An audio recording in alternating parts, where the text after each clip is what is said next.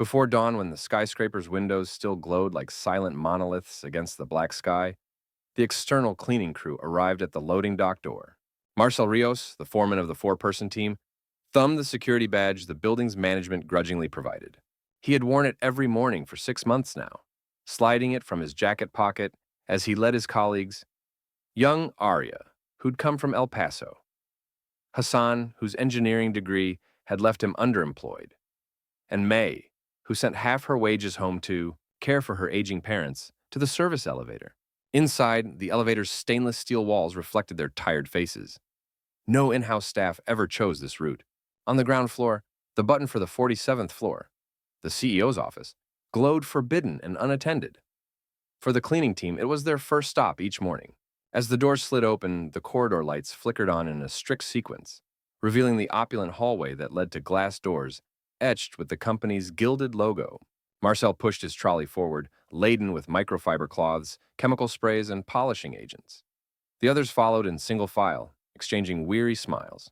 They had learned to arrive so early that even the executive assistants had not yet shown up to catch the elevators downstairs, avoiding the scornful glances that awaited them in the lobby. Inside the CEO's office, they worked in practiced silence. Hassan dusted the shelves of rare first editions, brushing the spines of leather-bound volumes with a fine brush. Arya polished the mahogany desk until the surface gleamed. When she looked at her own reflection, she straightened her uniform skirt and murmured, "Almost perfect." May vacuumed the plush rug with a machine that hummed like an obedient pet. Marcel cradled the crystal decanter of scotch and, with gentle precision, emptied each tumbler into a tray, carried it to the kitchenette, and refilled it with water. No one else knew how Marcel rotated those glasses each morning, aligning them exactly to the light streaming through the wall-to-wall windows overlooking the city. It was a ritual born of respect. Respect for space that others called beyond our pay grade. By the time they finished, the sun had brushed the horizon gold. Marcel flicked off the lights and signaled the others. They left the office just as the CEO's door opened from the opposite side, and he stepped out, briefcase in hand, pausing at the freshly munched potted orchid and the flawless desk before him. "Thank you," he said, his voice low. It was the only time any CEO had ever greeted them directly. Marcel offered a nod and guided his crew down the service elevator again, their reflections passing like ghosts. In the basement break room, the four changed into their street clothes and ate breakfast sandwiches packed from home. They sat at a battered table beneath flickering fluorescent lights. The in-house cleaners, clustered around a central table with cafeteria coffee, glanced up at them as though they were insects skittering across the floor. One of the in-house staff, blonde ponytail swinging, shot Marcel a look and said, "You lot are just external temps. You don't belong indoors." She tapped her own badge and smirked. "Our uniforms are way better." Marcel swallowed around the bite of egg. "Who cleans your offices?" he asked, voice neutral. She blinked. "That's our team," she replied uncertainly. Arya leaned forward. "Then why don't any of you ever show up before 9? Silence settled. None of them had ever thought about it. From that morning on, the in-house team found themselves curious about the powder blue uniforms that glided past their table every dawn. Over the following weeks, Marcel and his crew became silent fixtures in the building's daily life. They witnessed the morning arrivals, the CFO barking into her phone, the marketing director fussing with her latte. They watched the construction of new cubicles in the open office plan, the IT department racing down corridors with Ethernet cables, the lawyers marching toward the library annex. They saw the lunch deliveries piled in the foyer, but they never touched them. Their own meals, brought from home, stayed in the recesses of their lockers. One crisp Tuesday morning, they discovered an unlocked door behind the CEO's office, a small study labeled "Personal." Marcel hesitated at the threshold. Inside lay shelves of binders labeled "Confidential," "Mergers," and "Employee Records." A red file lay on the desk, half slid out from a stack. He recognized the corporate seal. The room's door was ajar, as though someone had simply forgotten to lock it. He stepped in, and the others followed. They hovered at the threshold like intruders. Hassan cleared his throat. "Should we—" Marcel shook his head. "We scan it, then reseal." He snapped a photo of the file folder with his phone. Inside were documents outlining plans to outsource cleaning services to a rival firm, plans that would cost Marcel and his team their jobs at the end of the quarter. The CEO had been unaware. The decision was orchestrated by the COO and head of HR, who had financial stakes in the rival company. The evidence was damning. For a moment, the four stood in stunned silence. They exchanged glances of disbelief and fear. If they leaked this, the building's entire chain of command would shake, and they, invisible external workers, could vanish without a trace. Then Arya bit her lip. "We have to tell him," she whispered. Marcel closed his phone and pocketed it. "Tonight," he said. "After hours, we go back and leave the file on his desk." That evening, long after dusk, the cleaning crew sneaked into the empty office building through the basement entrance, creeped up the corridors, and entered the CEO's study again. Marcel placed the folder neatly atop the CEO's own notes. He arranged the binders as if they'd never been disturbed. Then, on the desk, he wrote on a scrap of company letterhead, "Sir, please review these files before tomorrow morning's meeting. The decision to outsource has not been approved by you. Respectfully, your cleaning staff." They melted away into the shadows, hearts pounding. At the staircase, Hassan whispered, "Do you think he'll believe it?" Marcel shrugged. "He'll see the evidence. That's all that matters." The next morning, the building crackled with alarm. The CEO's office door remained closed longer than usual, and guards clustered outside. They overheard security radios. "We've got an incident at Executive Suite." Marcel and his team worked the lower floors, unaware that the war room upstairs had convened. At precisely 8:45, the CEO emerged from his office, face ashen. He strode down the corridor, bypassing the in-house cleaning station at the main entrance, seeking the break room. The four looked up from their work. Marcel met his gaze. The CEO said nothing at first. He reached into his jacket and removed his security badge, tossing it on the table with quiet finality. The in-house staff froze. Marcel set down his duster. The CEO's face was set and determined. "Where are they?" he demanded. The in-house supervisor shook her head. "I don't know, sir." The CEO drew the folder from inside his coat. The pages fanned in his hand as he slapped it onto the table. This project was never approved. Instead, it was backdoor deals between HR and our rival. "I want to know who brought this to me." He looked around, and his gaze landed on Marcel and his crew, still in uniform, still clutching their tools. "It was you," he said softly. "Wasn't it?" Marcel swallowed. "Yes, sir." The room fell silent. Arya touched her colleague's arm. "They were going to take our jobs." The CEO nodded. "I know." He looked at the in-house staff's faces, some sheepish, some defiant. "Now you will all stay right here." He turned back to Marcel. "I'm sorry," he said, voice breaking. "I didn't know. I can't let them outsource you. And on top of that," he paused, searching for words, "I want you to manage my office permanently. And my home, if I can trust you." Marcel's heart jolted. "Yes, sir." The CEO turned to the in-house supervisor. "Cancel the outsourcing contract and clean my office staff. They will undergo bias training immediately. I want to personally oversee it." In the following weeks, the building's culture shifted.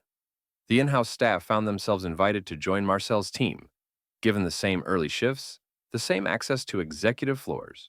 The language in the employee handbook changed. All workers, external or internal, are equal. Our success depends on every hand that keeps this building running. Marcel's crew, Arya, Hassan, May, and he, found their pay increased and their title changed from service contractors to facilities associates. Each morning, they rode the main elevators alongside executives and laughed at sour-faced colleagues who once looked down on them. On weekends, they trained new hires, teaching them how to align tumblers of water to catch the sunrise on the CEO's crystal desk. The CEO himself joined them one morning, carrying fresh bags of homemade pastries from a bakery Marcel had once told him about. He thanked each of them by name, promising to never again mistake their uniform for a sign of incompetence. Late in the year, the CEO invited the entire facilities team to the annual holiday gala in the penthouse ballroom. Beneath glittering chandeliers, he raised a glass. "To those who labor unseen, who keep these halls gleaming, who ensure that this company shines inside and out, you are the heart of our enterprise. Without you, we are nothing." Applause thundered. In that moment, Marcel felt the weight of every scornful word they'd endured lift like dust in a morning sunbeam. And as he looked around at Arya dancing with colleagues, Hassan sharing jokes with executives, and May chatting with the head of HR, once his bitterest foe, he realized that respect, once earned, could transform not just a career, but an entire community. The cleaning staff, once dismissed as unclean, had polished the company's image at every level. Now, in turn, the company had polished their dignity, revealing that no task was too small and no worker too humble to shape the fate of an empire. Marcel Rios settled into his new office on the 47th floor with a mixture of pride and humility. The ribbon-cutting ceremony had been modest, a handful of executives, a brief speech from the CEO, and a round of applause. But for Marcel, it marked the beginning of something far greater than a promotion. Within days, he reorganized the cleaning staff into integrated teams that no longer distinguished between external and in-house. Instead, every associate carried the same badge, wore the same uniform, and attended the same daily huddles, where they shared safety tips, swapped stories of the night's work, and suggested small improvements, an idea for a less harsh chemical here, a proposal for a more efficient route there. These huddles, held in the hushed glow of emergency exit lights before the first elevators opened, became rituals of camaraderie rather than chores. Arya, once the newest member of the crew, now led workshops on respectful communication and cultural awareness, drawing on her own experiences as a Spanish speaker and a daughter of immigrants. She taught supervisors how to greet colleagues in multiple languages, how to listen for fatigue or stress in a coworker's tone, and how to foster empathy in a workforce that often went unnoticed. Before long, employees from other departments, engineers, human resource managers, interns, began volunteering to join Arya's sessions, curious about the secret behind the facilities team's newfound morale. Marianne from marketing confessed that she'd never considered the ripple effect of a spotless conference table on team confidence, and Raj from finance admitted that he'd underestimated the trust it took to hand someone a master key and expect them to honor the privacy within. Hassan's quiet genius reshaped the department's relationship with technology. He oversaw the installation of motion sensor dispensers for hand sanitizer and paper towels, reducing waste by almost half. He piloted an app that alerted staff when a restroom needed attention, cutting the average cleaning response time from 15 minutes to under 5. But his proudest achievement was the trial of autonomous floor scrubbers for the wide marble-floored lobbies.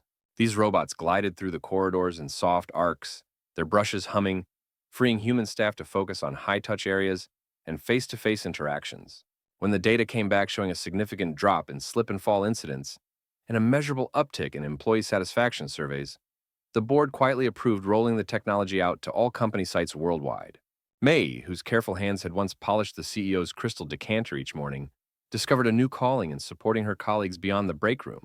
She secured funding from the company's employee wellness budget to establish a family care grant, a small but crucial fund that eligible staff could tap into for daycare subsidies, emergency medical bills, or elder care support.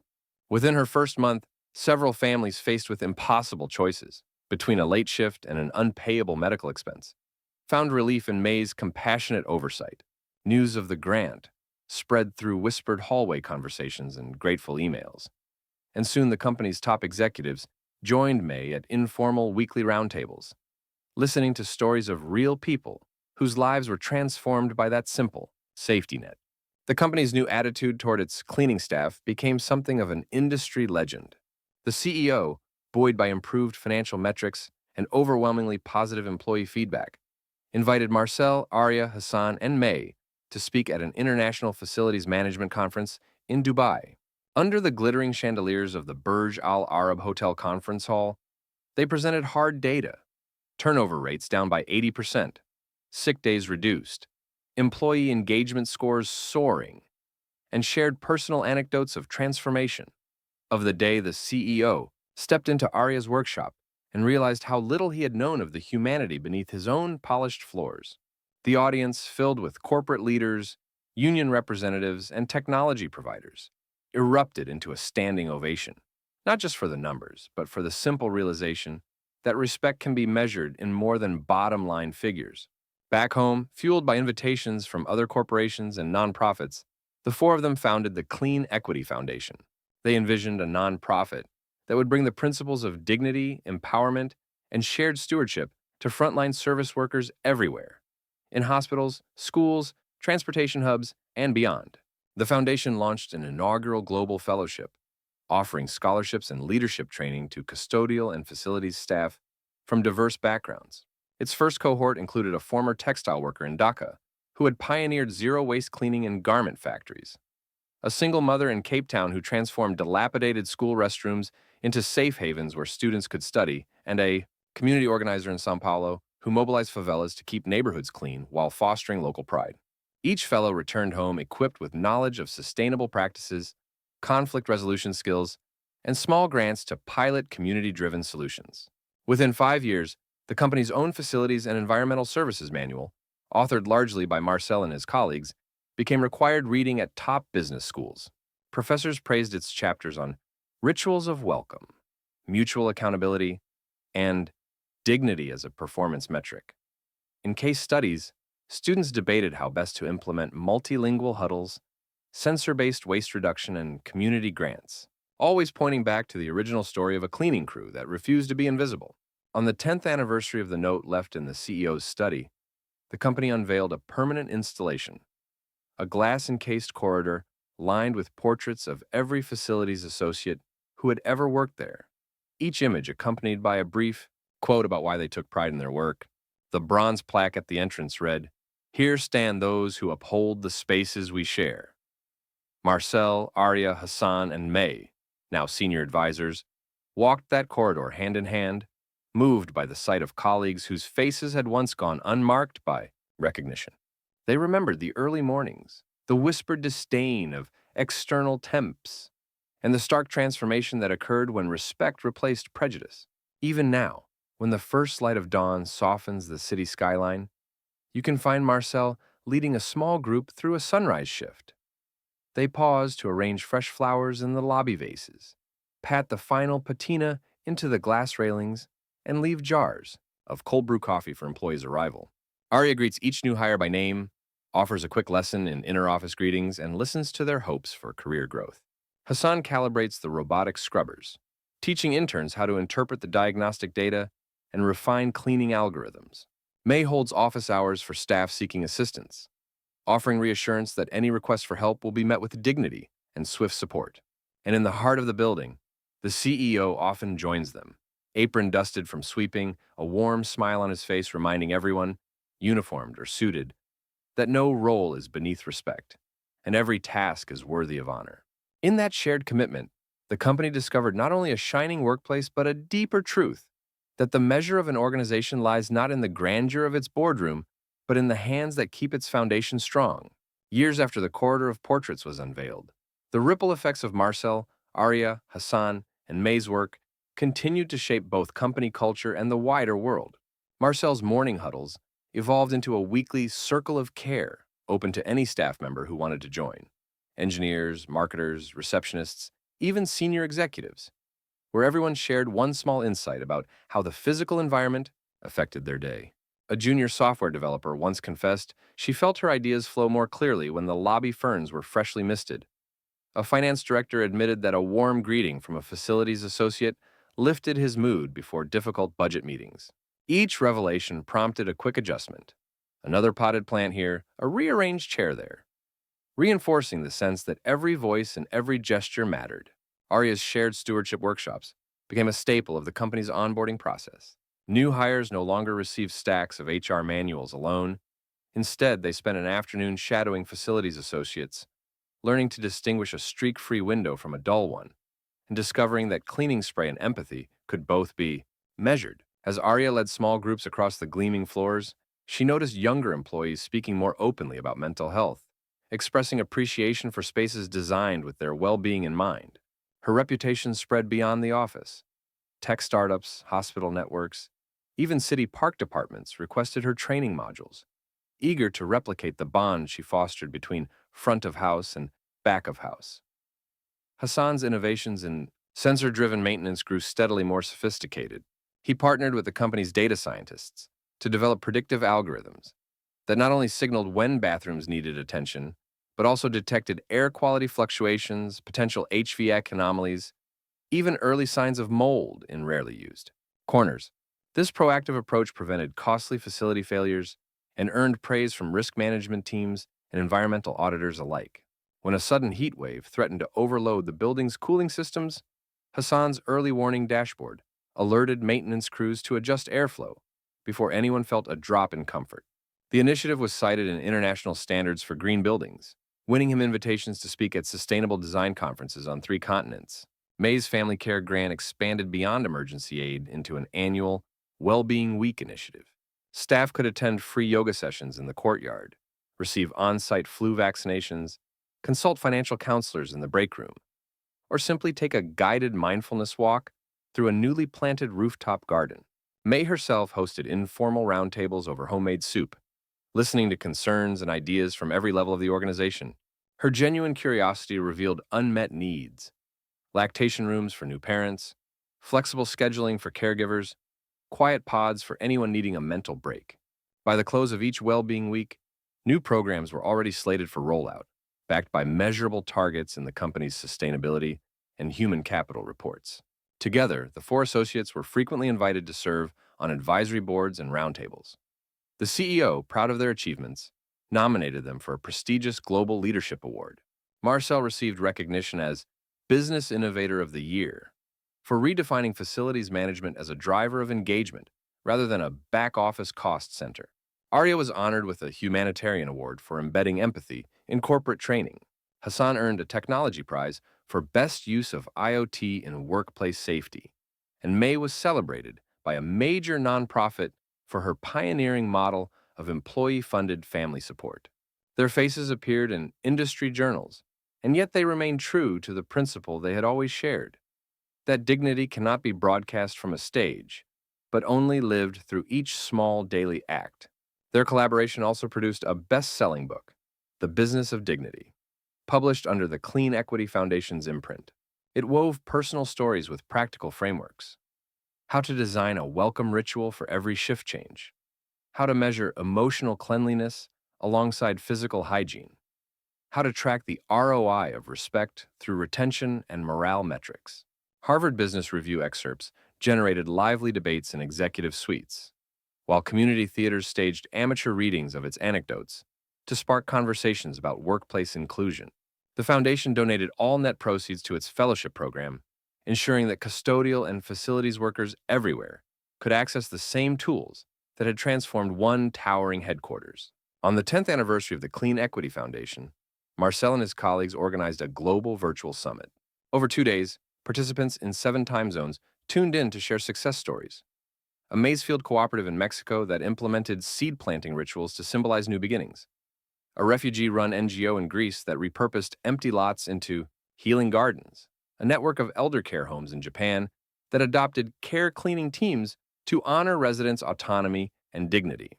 Watching the live stream chat flood with gratitude and new partnership offers, the 4 felt the scale of what had begun as a simple act of conscience, leaving a note on a desk in the dead of night.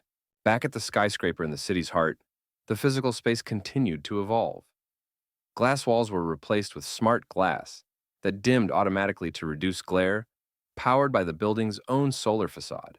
Scent diffusers released subtle, non-allergenic botanicals timed to circadian rhythms. Acoustic panels shaped conversations in open areas, balancing privacy and community. No corner remained untouched by the ethos that Marcel, Arya, Hassan, and May had championed. That every square foot of human habitat was a canvas for respect. Retirement eventually beckoned them, though not all at once. May chose first, eager to devote more time to her parents back home. She stepped down gracefully, handing her family care grant portfolio to rising leaders she had mentored.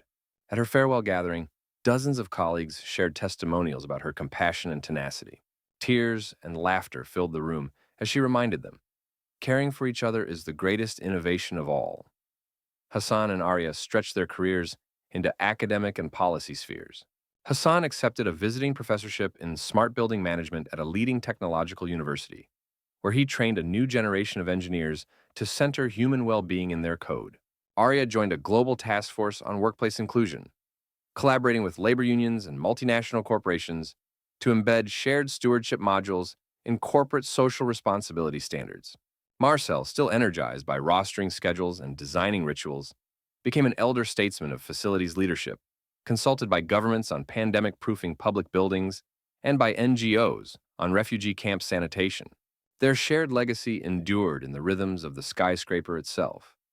Early each morning, a small chorus of associates, new hires, and veterans gathered for what had become known simply as the ritual. Under Marcel's watchful eye, they polished, they greeted, they paused to acknowledge one another's presence before dispersing to work as a single organism.